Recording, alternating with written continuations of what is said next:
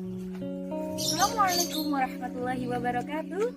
Selamat datang semuanya di channel Sah YouTube bersama saya Cindy Ayu Faizah.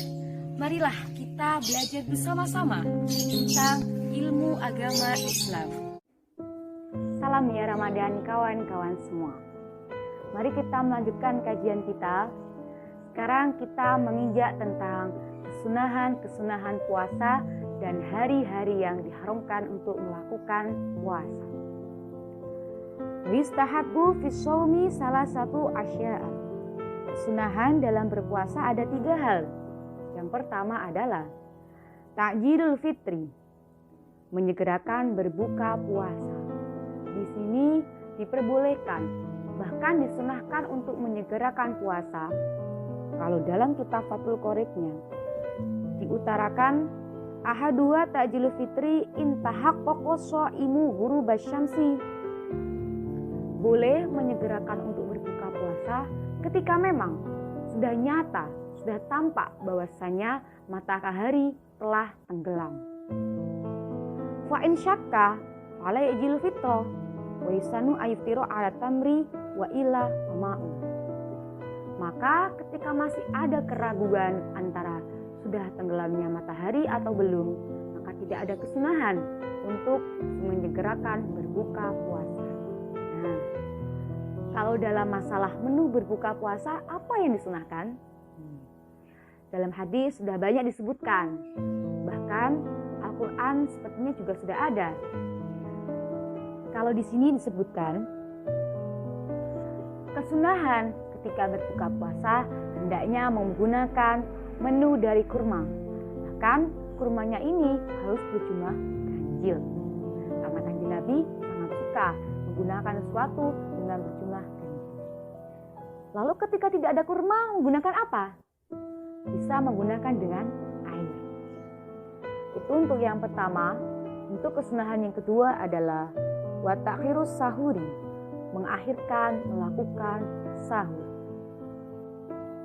Untuk mengakhirkan sahur ini dengan syarat malam yaqo fi syakin, selama dia melakukannya ini tidak dalam keadaan keraguan.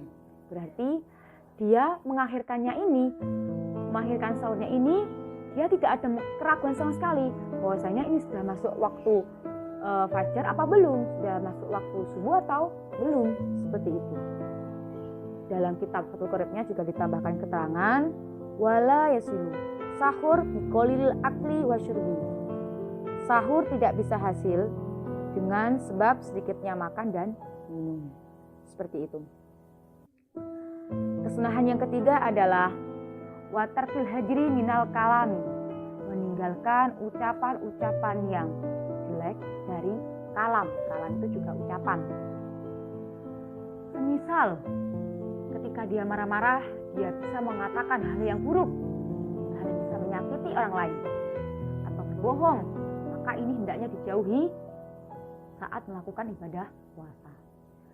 Dalam kitab Fathul Qoribnya disebutkan, wa in syatamahu ahadun, ketika ada seorang yang dia dikata-katakan buruk, fayaqul, maka hendaknya dia mengatakan 2 kali atau 3 kali, mengatakan inni shaimun, saya sedang puasa, 3 kali atau 2 kali. Imma bilisanihi kama qala Nawawi fil azkar. Ada kalanya mengatakannya ini dengan lisannya. Ini menurut Imam Nawawi dalam kitab azkarnya. Ada kalanya juga mengatakan ini shaimun, cukup di hati saja. Kalau ini kama naqala Ar-Rafi'i, seperti halnya nukilannya Imam Ar-Rafi'i anil a'immah. Kesunahan puasa sudah.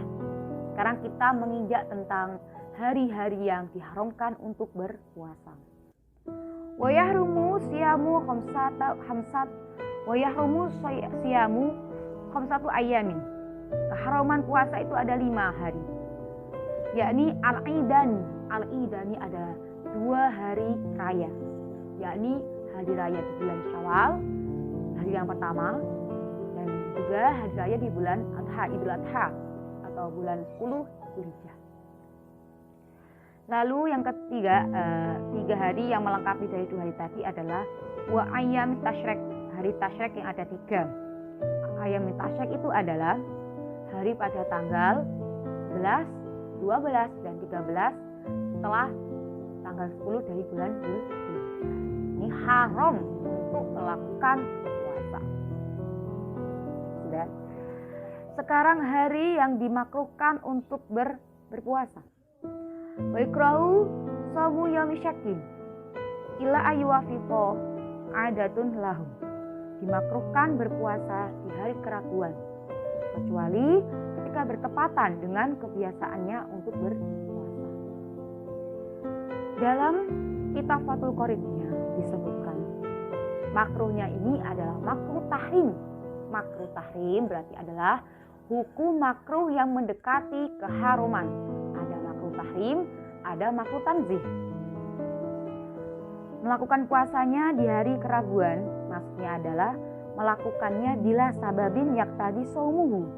Melakukan puasa tanpa adanya sebab yang menuntut dirinya untuk melakukan puasa. Wa asyra al-musannifu li ba'di surin hadas sabab biqaulihi. Sebabnya ini bisa digambarkan oleh Kiai Musannaf dengan ungkapan illa ayyuwafiqu adatun lahu kitatuwuhi, seperti halnya ketika dia bertepatan dengan puasa sunahannya, seperti orang yang mana dia punya kebiasaan untuk puasa 1 hari lalu tidak puasa 1 hari yang biasa disebut dengan puasa Nabi Daud. Nah, ternyata di hari ke-30, maksudnya hari Syak ini adalah hari pada tanggal 30 bulan Syakban, yang mana pada hari ini belum terlihat pada malam harinya bulan, belum terlihat rembulan, dan juga keadaan langit terang benderang. Maka hari ini dikatakan hari yang ragu, yang diragukan antara sudah memasuki bulan Ramadan atau masih dalam bulan Syakban. Seperti itu. Maka kalau tadi ya pada tanggal ke-30 ini sedang bertepatan dengan kebiasaannya untuk melakukan puasa Nabi Daud tadi, maka diperbolehkan. Tapi tadi hukumnya adalah hukumnya makruh tahrim. Terus tadi masalah kesunahan dan masalah hari-hari yang diharamkan. Sekarang saya coba jelaskan secara rinci ya, bagaimana yang dimaksud tentang hari yang diragukan ini. Dijelaskan,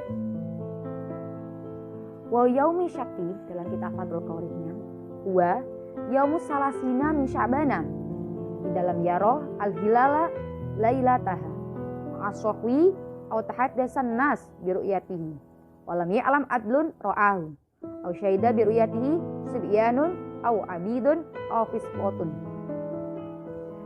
Hari keraguan adalah hari pada tanggal 30 dari bulan Syakban, ketika tidak terlihat hilal atau rembulan di malam harinya, yang mana keadaan langit terang benderang.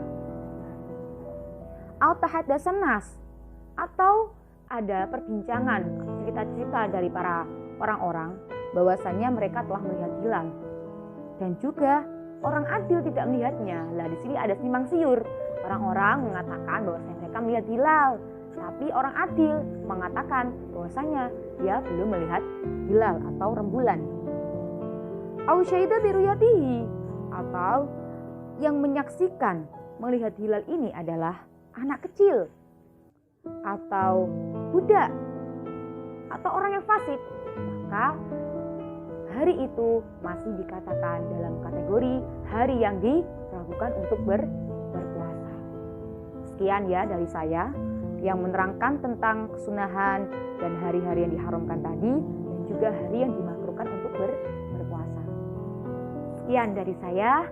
Kalau ada yang ingin ditanyakan, silahkan Anda sampaikan di komen, dan jangan lupa untuk subscribe. Assalamualaikum warahmatullahi wabarakatuh.